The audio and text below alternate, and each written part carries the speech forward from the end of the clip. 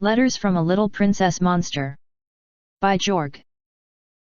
Poster's note.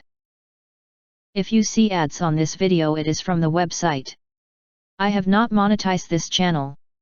And remember, if you like this video, go to the links and give the writer a upvote and the view count. End poster's note. Tripartite, Part 12. Trixie was not cut out for leadership. She was a square peg in a world of round holes, but the world was filled with hammers, and the Crystal Empire in particular believed in concussive encouragement to fit pegs to the job at hoof. From the moment she and her friends had broken into the spell concealing the city, she had somehow become the square go-to-mare for all-round questions and problems. Princess Cadance was too both tired and absorbed with her new foal, so she could barely pay much attention to the outside world, and Prince Shining Armor was exhausted. It was unfair. All the Big Galud had really done was break the entire Crystal Empire out of King Sombra's spell and then turn around and use his special spell to reinforce the ancient weather dome when something made of darkness and shadows had attacked the city. Sombra. Obviously. That left Trixie as the mayor in charge, responsible for everything from setting up the Crystal Fair to bolster the locals' resolve in the face of Sombra's continuous attacks, to having Sunburst investigate the ancient city library for any clue that might help. She even had sent Spike out with Twilight's little friends to search for the missing crystal heart, because if there was trouble and destruction involved, the world's smallest disaster brigade would undoubtedly head straight for the ancient artifact. Studley, how are you holding out? It was a question that had to be asked despite Trixie's reluctance to find out. The immense dark bags under Shining Armor's eyes were packed for a few weeks' stay in Misery Town, but far worse, his horn had begun to sprout weird black crystals the longer he fought to keep the weather dome up, and the faint hints of cackling laughter she could hear from shifting shadows out in the city had begun to get louder. Just fine. The sweating stallion gave one last push to his magic and looked up in the sky where the weather dome fought against a raging snowstorm. Whew. Hope Twilight gets here soon. She will, dear. Princess Cadance shuffled closer to her husband with their weird big-winged baby nestled to her side. She's close. I can feel it. The pretty pink princess looked just as bad as he did, and had been providing Shining Armor as much magic as she could spare while Trixie could do little more than watch. Alicorns had immense reserves, but apparently Fulberth tapped those reserves down to a trickle, and all they were doing now was waiting on Twilight Sparkle. Close doesn't count, grumbled Trixie, looking out at the shadow-wrapped city, which grew darker further away from the castle. Flickers barely visible in the corners of the eye and occasional chill breezes only made the waiting more dreadful, although one impassive resident of their room seemed to have no problem with it at all. He's fine, said Cadance as Trixie looked back at the pony-high dark crystal standing in the middle of their room. It turned out to be lighter than it looked when Trixie had carried it up the stairs and into the castle, although she still felt as if the creature inside was watching her rear end. Can't believe you found a changeling here, of all places, she grumbled, turning her attention back to the shadowed city. Middle of nowhere, and one of your adoring bug buddies just happens to be waiting for us, all neatly packaged for shipment. He's not just a changeling, said Cadance quietly as if she were afraid of waking up their foal. He's something new that hasn't been seen for thousands of years. If I'm right, when he eventually hatches, he will be the leader of a completely new kind of changeling. If we live through this, added Trixie without a backwards glance. I can't believe I'm depending on a mentally scarred child to save all our lives. Again, rasped Shining Armor, who leaned into his wife's support with the faint hint of a proud smile struggling to the surface despite his obvious strain. Oh, right, grumbled Trixie. Encore. Bravo. You save the entire world from one force of eternal darkness, and every pony expects a free repeat performance every time the world is in danger. Yes, we do, said Cadance with a gentle brush of one wing along Trixie's bare back. Have faith in your friends, Trixie. With them, you can do great and powerful things. Asterisk. A loud squawk from the lookout cut through the airship, startling Monster and Sunny from their ongoing discussion with the ship's captain. Celino the parrot had been a pirate some time ago, and there had been a song involved in the revelation, with everybody in the crew dancing and flying around. It distracted Monster from the reason she was here, the terrible destruction of the Griffin Eyrie and the deadly threat facing her friends, so she had to put it behind her. There would be time later. If they were still alive. Monster and Sunny hurried outside of the captain's cabin to face a blast of Arctic cold, which knocked them back into the parrot pirate captain. "There's a storm blowing down there, a sight larger than what we're seeing at this altitude," Captain Celino shouted, holding one of them under each wing to keep them from blowing away. "We can't go down until it stops. It'll tear us apart in minutes." Sunny sank her griffin claws into the deck and moved one step at a time closer to the rails so she could see better. "There's a big dome down there, bigger than a city. I bet that's where the Crystal Empire is.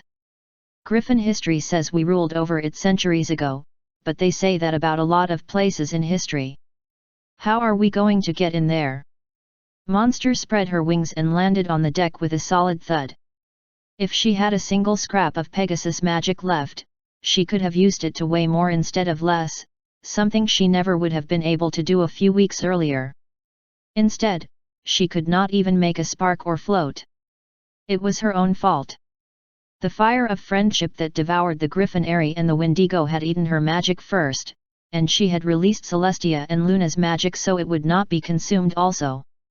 It had been a foolish gesture, or at least she had thought so before thinking more and realizing that Fizzy and her army would require every bit of magic they had to face the Storm King, so it was a sacrifice to friendship's fire to save her new friends. Fizzy was a friend, after all. A strange, violent friend, far different than any other friends she knew. Except maybe Pumpernickel. It still left her without any magic of any kind, which was comforting in an odd fashion. Magic had harmed her so much. Perhaps this was Harmony's way of thanking her, but it still was quite a problem right at the point where she needed her strength the most. Never meet strength with strength. Even without magic of her own, she could feel Shiny's protective spell over the city, reinforced in concert with an ancient protective enchantment that kept the terrifying storms away from the Crystal Empire. On her worst day in the Everfree Forest, she might have been able to break it, but not anymore. Besides, she only needed a small hole in the spell, not the enormous devastation that her old magic would make. That would be no good, particularly since she could feel some sort of ancient creature whipping the storm up to an icy frenzy, eroding away at the fringes of the protective spell until it could burst through to destroy them all. Sombra. Obviously. There was no monologuing in this attack. Only death.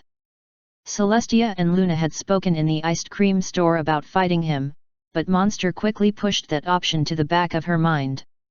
She had to reach her friends first without totally breaking their protection against the weather, but she could not even light up her horn with a flicker of light.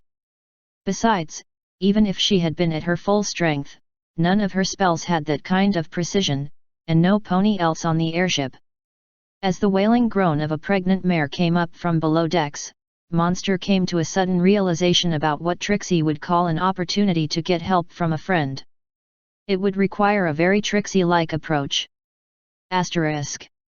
I've never been happier to be a shaggy mess. It's cold out here, shouted Green Grass into the stiff wind as Monster brought him up on deck. The skinny stallion flapped where loose skin rippled and his coat caught snowflakes, but his remaining weight still kept him from blowing away. The airship's colorful sails were extended, lifting the vessel higher above the raging storm as the sun neared the horizon and lit them all with golden light, but soon the night would fall and "Need you," said Monster in slow, specific words that required a great deal of force to make herself heard over the wailing of the wind. "Save friends. Need to make a hole through magic shield over Crystal Empire. Shiny's shield. Never have before. Can't now. You can. Whoa, now." Green Grass held out one hoof in a stopping motion, only to put it back down so he would not be blown off the airship deck. "I'm an earth pony, Twilight. Your brother has unicorn magic. Can't we land and knock on the outside or something? Storm would break ship." Need to get through now and fast. Stargazer having full. Needs doctor. Friends in trouble. King Sombra will hurt them soon. Kill them. Green Grass nodded. That's all true, right up to the point where. What are you doing? Monster walked up to the front of the airship, followed by her tutor. It gave a spectacular view of the unforgiving Arctic terrain far below, even more so when the airship gave a lurch and began to level out. This was no roller coaster from Funland, but the sensation was similar, with threads of probability thrashing around so hard that Monster could not see anything at all. Trust in harmony. Trixie said there was no such thing as fate, that a poor decision now beat a perfect decision made too late. Actions determined results no matter the intent, so it was best to focus on the facts the way they were instead of the way you meant. Her power was exhausted by the use of friendship's fire, therefore Evriponi's survival depended on her being a liar. You should be dead, said Monster bluntly as the airship finished leveling off at such a high altitude that she could barely see the glimmering dot of the Crystal Empire's shield in the storm below. Killed Wendigo. Kicked it to death. You're not dead. Alive. Her eyes traced back to Greenie's snow-white hindquarters with the long brown stripe of dried blood over the opened scar that still weeped a few drops of red across his cutie mark. Just changed colors like Trixie.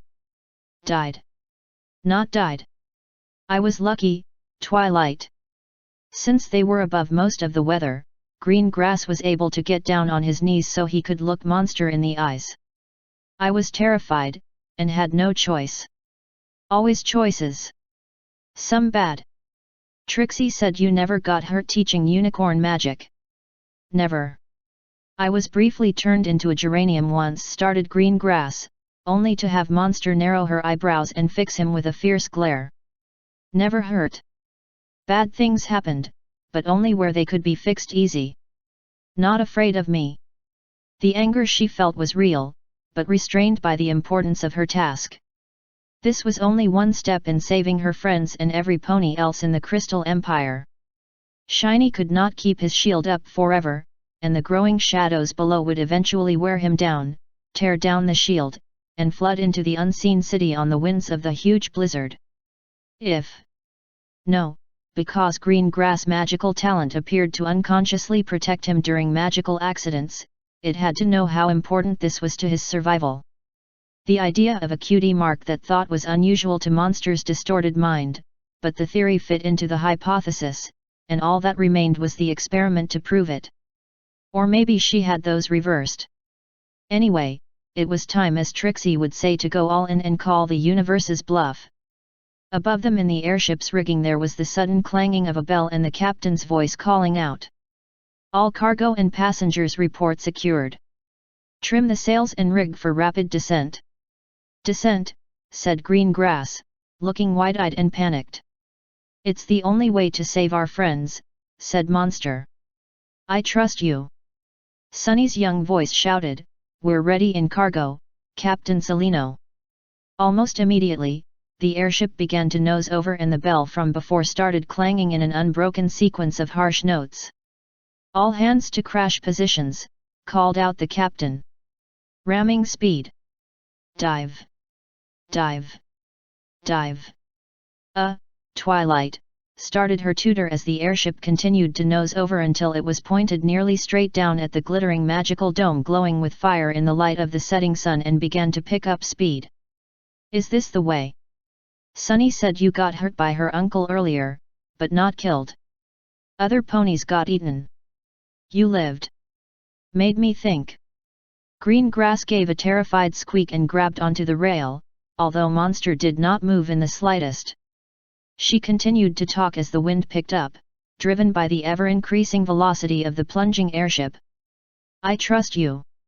Musashi said go into battle as if you were already dead.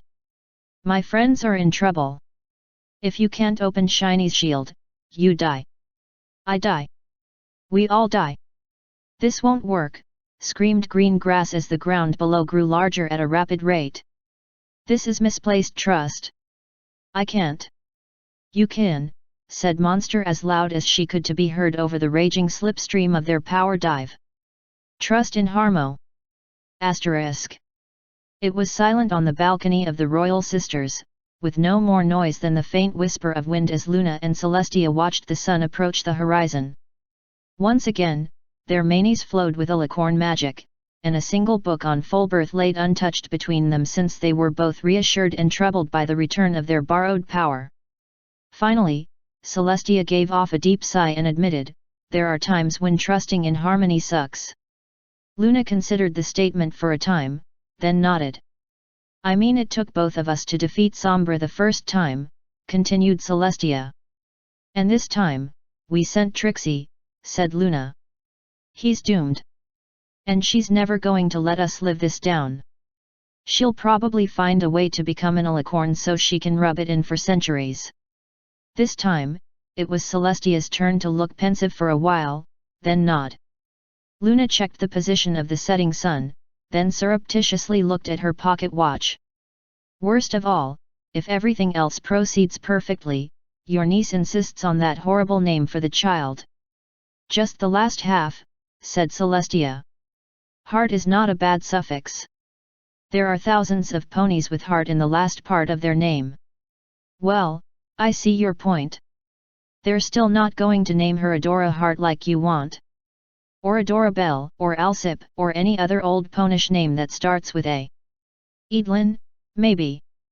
You know, you're going to have two of your own to name. And you, one." Luna stole a glance at her bigger sister's larger barrel, but before she could add a pithy comment, Celestia put one hoof down firmly on the concept. "I shall not say what I'm planning to name him until the delivery.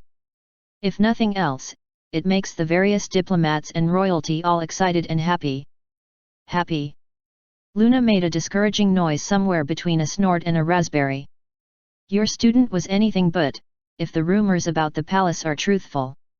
And your previous student is not a topic for conversation," said Celestia solidly. "She fled when I blocked her from the power she craved. Fled through Starswirl's mirror, or so I was told." Luna folded her forehooves over the balcony rail and considered the setting sun. "I wonder why Discord did not utilize her in his machinations." A low familiar chuckle made both alicorns whirl around to look for its owner, but a mismatched shadow on the wall behind them was the only sign of discord. Girls," chided the shadow.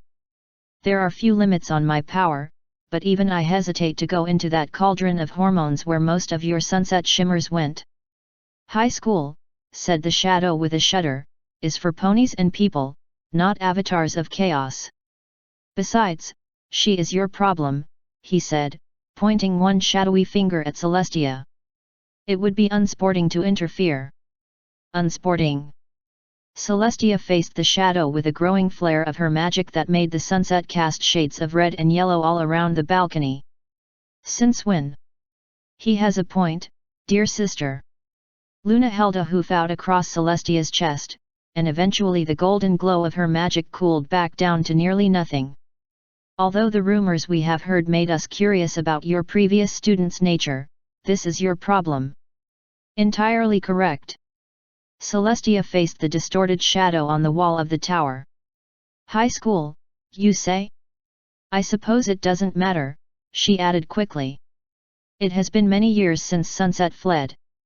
Once Twilight has dealt with your 3 tests and my foal is born and weaned and maybe." "High school? Are you quite certain?" By this time I would think she had progressed to some form of higher. "Focus, dear sister," murmured Luna. "Focus. Right. I suppose I should lower the sun while." "No, it is not quite time yet. Besides, I don't know how pregnancy affects my power. I wonder if Twilight would." "No, that's a particularly bad idea." "Or Trixie." "Even worse," said Luna.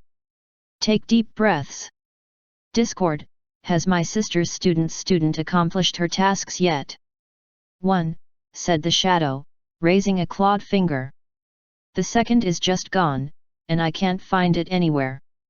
It is quite frustrating." Luna gave a sideways glance at her sister, who was staring off into the sunset and taking a series of deep breaths. I understand totally. Well, about that at least. What we do not understand is how so many unlikely events are happening all at once, and how you claim not to have anything to do with any of them. There was no response, only random shadows dancing on the stone wall. After a time, Luna scooted closer to her sister and put a wing around her. They sat in silence for a while until the sun was tucked under the horizon and the moon rose to replace it in the star-filled sky.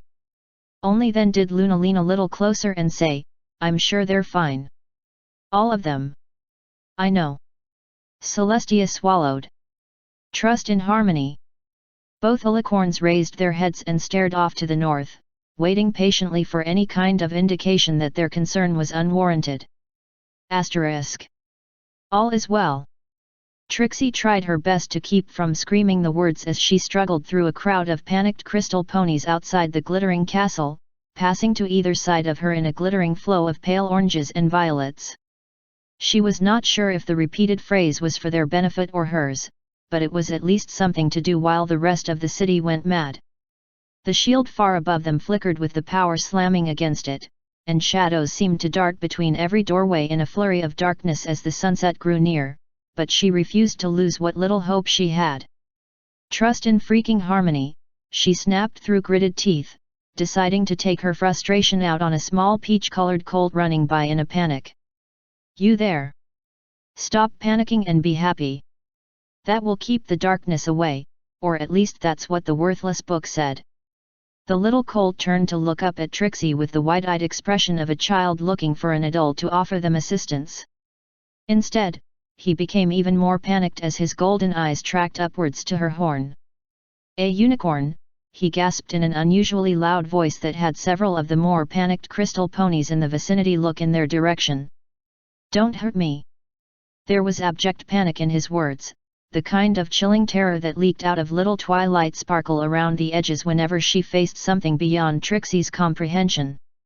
It struck a chord deep inside her, and for just a second, she could see the tower in Canterlot collapsing all over again, with immense stone blocks falling all around and the roar of molten stone splattering. "Irk!" The cold little colt could not even squirm. By the time Trixie opened her eyes, he was looking a little pale in her embrace, and she relaxed just the slightest in order to allow him to breathe. Besides, he was feeling a little chilly, like his circulation was cut off too. "I'm sorry," she whispered into his pale ear, which was about all she could see of the squashed child. "You just triggered a memory of mine. When I was as afraid as you are." The colt stopped trembling, and wriggled around a little so he could look up at her. Perhaps there was some truth to Pinkie Pie's claim that hugs were magic. He still looked afraid and felt cold, but the shimmering tears had stopped and she could actually see some hope in his eyes. "Really? I mean, not that I was really afraid," continued Trixie. "There's been worse. I mean, Twilight Sparkle, she's a friend of mine, had a very hard time growing up. She's smaller than you, and lived her entire life around creatures far larger and more terrifying than you can imagine. My whole life changed when I met her. The world changed, and for the better." "But King Sombra." "King," scoffed Trixie more for her own benefit than his. "I've seen the ghost game he's been putting on the whole day. All shadows and moaning about crystals for power. Real monsters live inside all of us. The most powerful force," she took a breath and put the chilly young pony back down on the ground. "The most power you can find anywhere is friendship. You can do powerful things by yourself, but with great friends, you can change anything. Anything." The little colt blinked away his tears, looking up at her with even wider golden eyes, which after a second Trixie realized he really was looking at something behind her. She turned just in time to see a huge colorful airship burst through the city's weather dome in a blinding explosion of rainbow light. Streaming glittering streaks and sparks of magic, the airship spread chromatic sails to each side as it splintered off fluttering bits of cloth and flaming wood in one long smoky trail.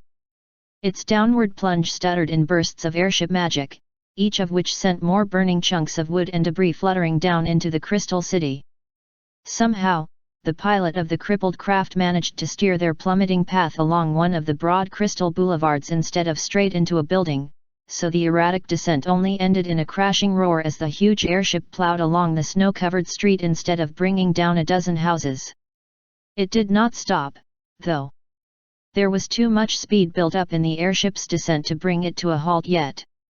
It slid forward along the crystal pavement in a trail of sparks and scattering snow, straight at Trixie and the screaming crowd around her. "Get behind Trixie," she bellowed with every bit of energy she could put into an amplification spell.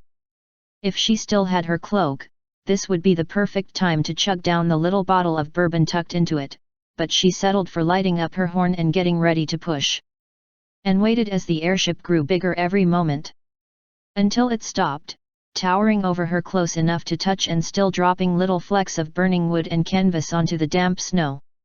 "Awesome," breathed the little crystal colt, who had not moved from Trixie's side, much as if he were too dumb to realize what danger he had been in. "I am never going to top that entrance," whispered Trixie to herself. Somehow, Trixie knew exactly what was coming next. A small purple alicorn came clattering down from the deck above, taking several jumps to descend by way of broken airship protrusions and chunks of shattered buildings, until she landed in a splash of melting snow right in front of her and looked up with big violet eyes. "Twilight Sparkle," said Trixie as calmly as she could despite her heart hammering away. After all, the little alicorn was nervous enough when things were going right, and to dump her panic onto Menace would only turn a terrible hopeless situation into another giant airship wreck of the metaphorical variety. With that in mind, she forced control through every word, one performer on a giant stage for one night only, with an audience of one. Well, two if you counted the stupid little colt behind Trixie. "Your brother and Princess Cadance are waiting for you in the crystal castle over there." Trixie pointed, despite the obviousness of her statement since there was only one crystal castle within eyesight. "Our friends are trying to raise the spirits of the town's ponies, because their love is what powers the crystal heart and protects the empire from King Sombra. Your little friends are trying to find the heart, since the previous owner seems to have misplaced it. Did you, beat the Wendigo?" Little Twilight nodded rapidly. "And my, husband," she added. "Present." A strange white-coated stallion staggered over the rail of the airship above her and dropped quickly enough that Trixie barely was able to catch him in her magic before he hit the pavement. Well, maybe a little during, since he was quite obviously wet. "Hi home, I'm Honey," he slurred into her face without the slightest hint of booze. All right," snapped a small fledgling griffin, who fluttered down beside little Twilight despite being soaking wet with melting snow and missing a few flight feathers. "Monster, you need to go help your friends. I'm Princess Sunshines, and by my authority as a princess of the Misty Mountains Airy, I'm taking command. You there," she added, pointing into the crowd. "Get a doctor right away. We have a pony giving birth and she's having problems. The rest of you spread out and help the Airy refugees. Come on, we need to get them indoors before that storm breaks through. Move it." Crystal ponies all around Trixie burst into action around the crashed airship far faster than before, collecting stunned evacuees from the Griffin Airy, both pregnant pony servants and protected griffin eggs. It made Trixie feel a little extraneous, since all she could really do was pat green grass on the back and wonder what kind of bleaching he had gotten into since he was just barely green anymore except near the nose. She helped move him out of the way of the scurrying Crystal Empire citizens, who seemed ecstatic to have some sort of distraction from the howling and moaning of King Sombra's projections and phantasms. In the confusion, both Twilight Sparkle and the dumb little colt vanished, so hopefully they were off doing something productive, leaving Trixie to deal with her erratic husband and his bad bleach job. "We translated your notes," managed Trixie. "Finally. Just in time, I'd say." Greenie took several deep breaths and patted the frozen crystal pavement with one hoof as if to make sure it was solid before he sat down with a wheeze. "I killed a Wendigo," he announced very quietly, still blinking as rapidly as he could. And I found something out about my cutie Mark the First never dreamed of. You. We unlocked the Crystal Empire, said Trixie. Day. And Cadence had her freaky baby. Oh, and King Sombra is lurking around outside of the dome somewhere, kicking snow in through the cracks. She stopped for a moment as the impossibility of his statement soaked in. What do you mean, you killed a Wendigo? I didn't mean to. Green Grass trembled as he took a deep breath. I had to. He was going to kill both of us. And eat us. History is a lot more fun when it isn't happening to yourself. One side. Gangway. Some pony said you needed me. Sunburst came scurrying up through the snow, looking much less frazzled and more dressed now that some pony had tied a glittering curtain around his neck in lieu of his normal cloak. He was trailed by several crystal ponies and griffins who had been unable to keep up, mostly because they kept looking up at the distant weather dome that was mostly keeping King Sombra out, although with the sunset, Trixie was starting to get worried. Great! Exclaimed the little griffin who seemed far too small to be a princess. Aunt Blousey, Cousin Grumble. Bring him up to the airship. And hurry. Stargazer's foaling troubles are getting worse. Foaling. Sunburst's forward progress rapidly reversed with a clatter of hooves on snow-covered crystal, although two elderly griffin hens scooped him up from either side and boosted him in the direction of the airship deck above where Trixie was standing. In moments, he was over the rail and out of sight, although his weak protestations continued to filter down. I guess things are under control here, ventured Trixie with the way she had so rapidly become unneeded in the face of intense tiny griffin princess leadership. Greenie, what do you know about the Crystal Empire? How many points is it worth on the test? He managed, although afterward he looked around the glittering city with a slightly improved expression indicating he was coming back to his version of reality ever so slowly. All the points, said Trixie. And any extra credit we can dig up. Great. As if the thought of school exams had finally restored some sort of stability to his life, Green Grass blinked several times and looked around the crystal buildings stretching up around them with an actual shudder to his thick coat and several more blinks to deal with blowing snowflakes. Where's Twilight? Off to look for her friends, said Trixie. What, don't you think I can handle this without the greatest and most powerful child? Green Grass nodded at first, then slowly began to shake his head, knocking off some of the falling snow. She's completely burned out. Whatever she did to destroy the Wendigo took a lot out of her, then when we came through the shield. Permanent? Asked Trixie as a cold trickle of worry crept up her bare spine. Nobody can know. Green Grass shuddered again. I wouldn't put anything past her, though. She can do anything with her friends. I just hope they can keep her from going back to what she was to regain her strength. That kind of darkness can be far too tempting. Asterisk. Monster ran. It was far better than her past, because she was running to her friends rather than away from everything. Strange and unknown surrounded her, with lurking darkness out of the corners of her eyes and the splash of snow with every step. It was a mixture of the familiar and the new, and it brought a sense of excitement to her rapid pace.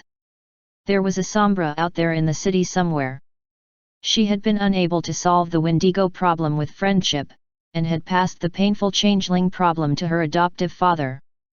This was her last chance to show she was really worthy of being called a princess of friendship, and nothing was going to stop her from making another friend. Not even the growing dread that filled her mind with every shadow and rumble of thunder. Asterisk. I see her. Twist leaned over the balcony rail and waved. I told you the wath on the airthip when it cruthed. Monster can really make an entrance. Featherweight squinted down his viewfinder and clicked the shutter again. This is going to make an awesome poster when I blow it up. If it isn't overexposed. Wait. The small Pegasus lunged at the vanishing tail of Twist and clamped his jaws down, only to be dragged over the edge of the icy balcony in turn. Apple Bloom and Sweetie Belle were next, with Scootaloo taking up the tail so to say position in the daisy chain of falling ponies. Tiny orange wings flared into a furious blur as the string of jaw-to-tail friends neared the ground, but Scootaloo kept her eyes closed, imagining the most awesome pony in the world flying through the clouds in a burst of rainbow colors next to her. She had no idea how long she strained, only that she could not, dared not stop as long as her friends were in trouble, just like Twilight gave herself totally for any of her friends. "Is she stuck?" asked a very young and quite male voice nearby. Scootaloo opened one eye to see all of her friends gathered in a circle around her, with Sweetie balanced on her forelegs below in the blowing snow. "You're getting stronger," exclaimed Twist. "Just don't." Scootaloo did, and collapsed on top of Sweetie with a frantic panting of overstressed lungs. "No tree sap," declared Apple Bloom. "And you were hovering there for about a whole minute." "She's working on her flying," explained Featherweight as he took another photo of Scoots and turned to the new colt in their group. "Smile. I haven't seen a haha." The colt sat down abruptly and rubbed his eyes much like every pony who experienced Featherweight's photography at close range. "Too much flash," he muttered, adjusting the camera. "Even with the storm outside, the whole city is like a mirror ball. Glad to see you, Twilight. Grats on your win." The tiny alicorn shook her head. "No. Failed." Regardless of her protestations, Twilight's friends crowded around her and pressed together until there was not even a fleck of purple visible to any onlooker. "What's going on?" came a voice from the inside of the pony pile. "Who are you? Am I being attacked?" It took a short while to get Monster's new friend out of the pile and every pony organized, or at least as organized as they ever were. The chilly little colt was a crystal pony named Conchoidal, or Conch for short, who did not seem to know anything about the city or its inhabitants other than a few fractured bits of memory. They tried to fill him in on the ongoing search for the Crystal Heart and Discord's 3 tasks, as well as how they had all rescued Princess Luna from Nightmare Moon, but it was a very complicated story and Monster did not have her chalkboard. "I don't remember anything about the Crystal Heart," said Conch. "I don't remember much of anything about the city. I remember Princess Luna, though. The sisters fought King Sombra, blasting him with rainbow light before he brought darkness down on us all." "So cool," breathed Featherweight. "Wish I could have gotten a picture." "The heart is supposed to protect the Crystal Empire from evil," said Sweetie Belle. "Trixie said so. I bet Sombra hid it in a really deep hole. If it was his weakness, like some supervillain in a comic, he would want it somewhere he could keep an eye on it," said Featherweight. "Otherwise a hero could come along and steal it to wreak havoc on his plans for world domination." "Like we want to," said Apple Bloom. "But it ain't nowhere in the castle we looked yet, and Conch don't know about it. I wish we had a real comic villain to show us." She stopped and looked at Featherweight. "Or maybe we do. Asterisk. Bwahaha, cackled Dark Feather from his dark throne. "I shall rule this entire kingdom from my thorn of darkness and no pony will oppose me." The rest of the young ponies looked on with skepticism, except for Conch, who was totally lost. "What's he doing?" whispered the young colt, who sounded more confused than terrified. "Did King Sombra take him over? His eyes look normal, but he sounds like him." "He's acting," whispered Apple Bloom. "Well, overacting. Don't you know what acting is?" Conch shook his head, then let his gaze slide sideways to where Monster was groveling at the bottom of the throne. "Yes, master," she hissed. Started the colt again, only to have Twist move closer and whisper in his ear, which seemed to calm him down. Or maybe it was the hot cinnamon stick she left behind. "Behold, my domain," cackled Dark Feather to his subjects. "I have secured the one item which imperils my penultimate victory, and now nothing shall stop me. I shall become invincible." His frantic laughter echoed through the dark throne room, childish and funny at first, but building to a booming that shook the walls, making all of the little ponies cluster together, even Featherweight who abandoned his throne in a rapid winged blur. The only little pony not in the huddle was Monster,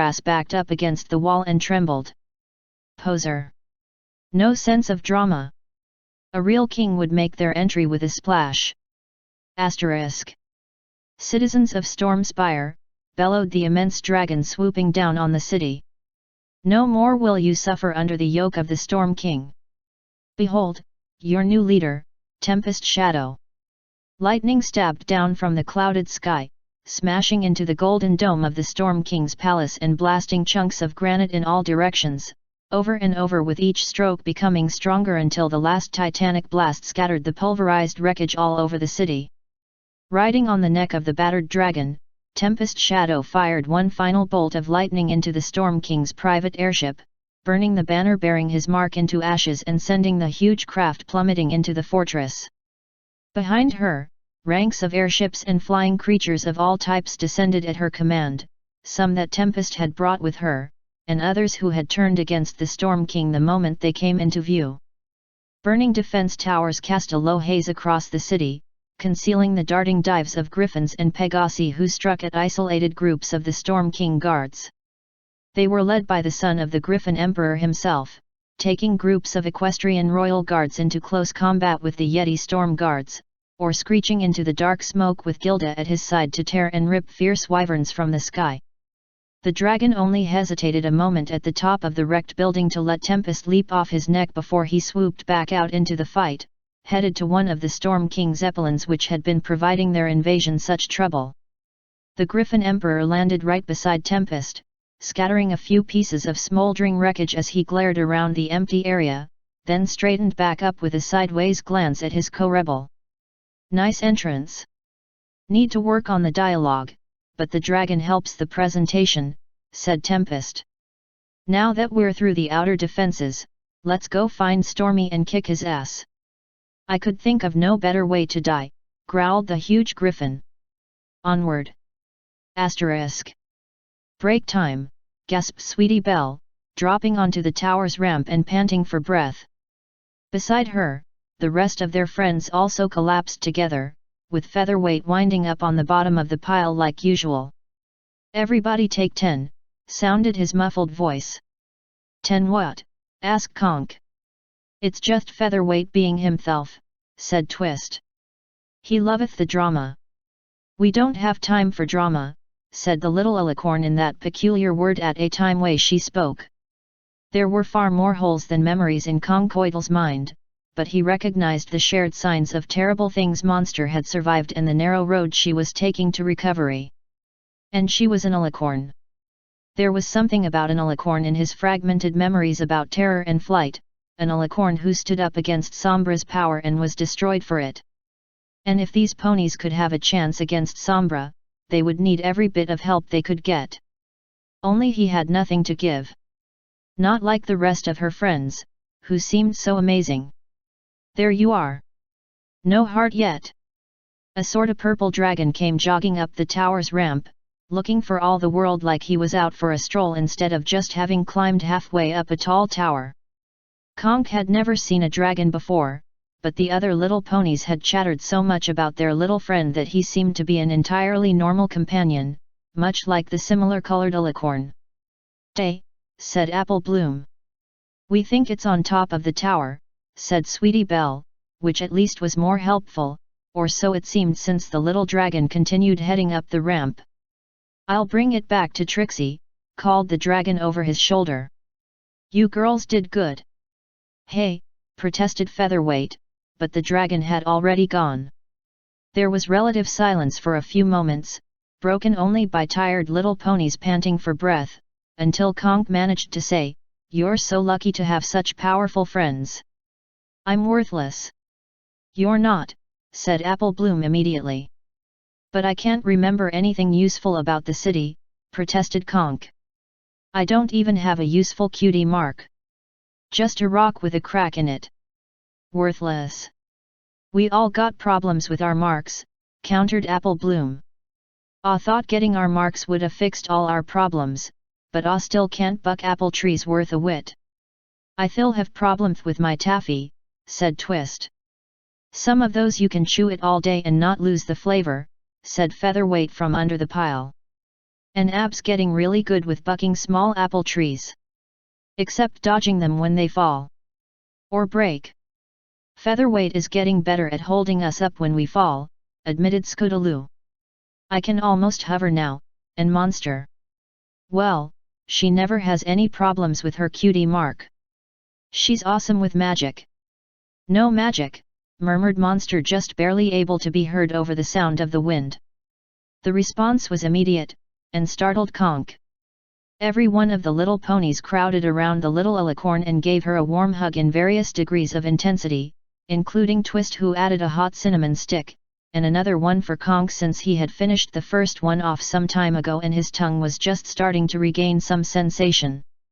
"No magic at all," whispered Sweetie Belle, who Conk suddenly realized had some sort of lizard curled up around her horn and sleeping on top of her head. Apparently it was common for unicorns outside of the city now, because no pony else was treating it as anything unusual. Monster shook her horned, also lizardless, head and shuddered. "Sombra too big. Too strong. Uses hate for her power. Even above city could feel him. Here much worse. Power ate him out from the inside like it could have done to me. Luna. Nothing there but hate now. Can't fight him even like I was. Only like I was. We could use the elements of harmony against him like we did to help Princess Luna," said Sweetie Belle. "If we had them, we could save." No, Monster shook her head again, and her chest began to heave. "Thought I could save him. No better now. Can feel it. Nothing there to save. Can't save. Worse than failing. Something deep in Conk twisted, practically pushing him forward until he could give a reassuring pat to the crying alicorn also. If you can stop Sombra, you'll save all of us. The whole city. He did terrible things to us. Stole our memories. The shaking must have been contagious because Conk was trembling too. I don't think I want to remember most of it. The trembling slowed and Monster quit crying, eventually turning her tear-streaked face to him. Really? Conk nodded, feeling better somehow. There was something about the way the small alicorn's dark violet eyes looked at him, through him, and seemed to approve of him all the way from hooves to nose. I know, she whispered. Friends help. They were just getting back to their hooves when there was a startled scream above, sounding very much like Spike. Monster sprinted up the icy ramp, followed closely by her friends. And Conk. Asterisk. Green Grass was beginning to miss the murderous griffins.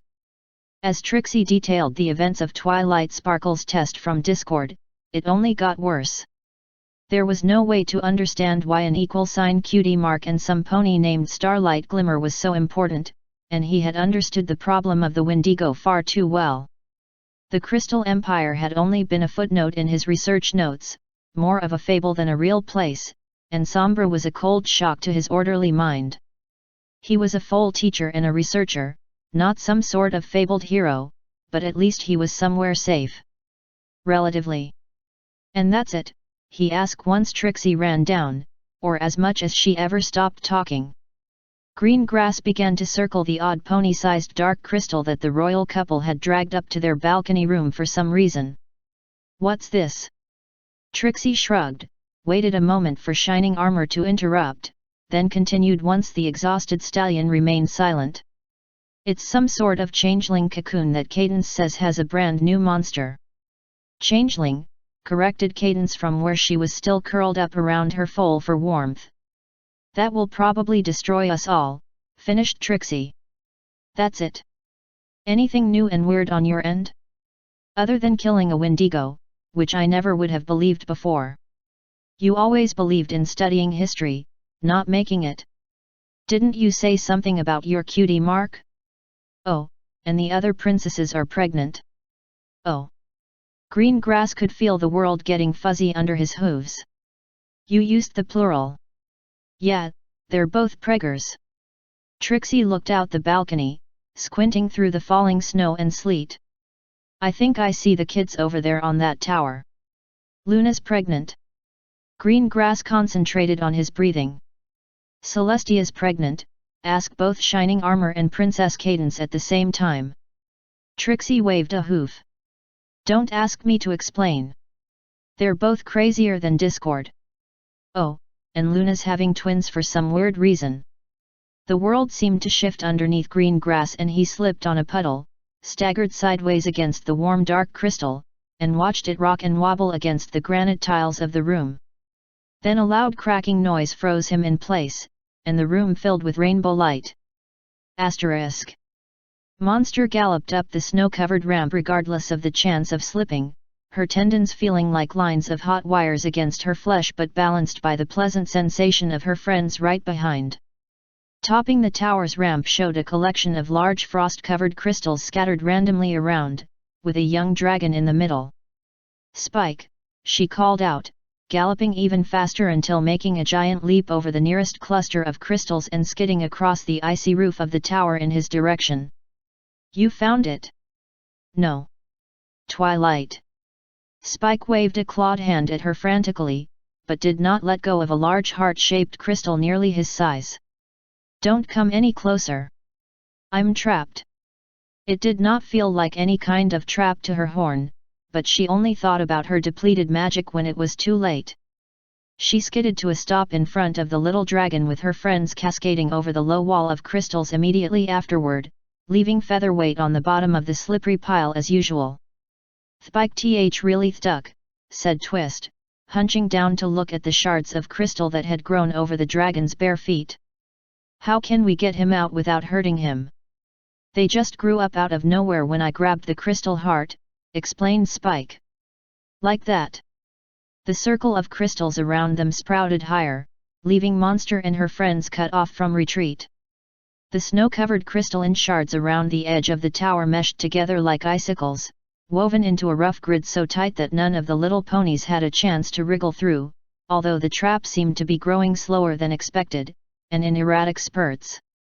There was a howl of agony from Conk outside, visible only as a slightly peach-colored smear seen through the crystal wall. "No. It's one of Sombra's traps." "Ya think?" said Spike under his breath. "You're doomed," wailed Conk. "I can't watch, why isn't it closing?" "His traps always snap closed and crystallize whoever they catch." The walls of the trap had grown together at the bottom, but there was still some of the glittering weather dome visible at the top. Featherweight's wings blurred into action as he attempted to get a better shot from above, but he did little more than stir up some of the growing snow that was falling from the sky in increasing amounts. "The trap. It uses our magic," said Monster slowly. "We're small. Not good at magic." The walls of the trap moved slightly upward. "But we still have magic," said Sweetie Belle. "We're gonna get smushed," groaned Twist. "I can't even fly the crystal heart out to save the day like Rainbow Dash would." "Scootaloo." Apple Bloom frowned at her chastised friend. "Friends need to work together. But I don't know what to do either." "I do." Monster brought one hoof firmly down on the last bits of crystal holding Spike captive, letting him limp away from the sharp shards while clutching the crystal heart to his chest. More bursts of snow and sleet blasted from the sky as it rumbled ominously with the eerie sound of crrrriced tails and the crackle of restrained lightning from beyond the dome. "Use our strengths. Save the heart. Beat Sombra. Need one thing." With all her friends around her, even the deadly crystal trap seemed as inconsequential as vapor. Monster walked deliberately over to the opaque crystal wall that obscured Conk, who only showed up as a trembling peach-colored blur. "Need your help, friend. Asterisk. Dragons are tough." Monster turned Spike slightly and squinted. "Castle that way. I think. I'm not sure about this." Spike wrapped both arms around the crystal heart and eyed the interlaced wall of crystals in front of him. "Wind boost active."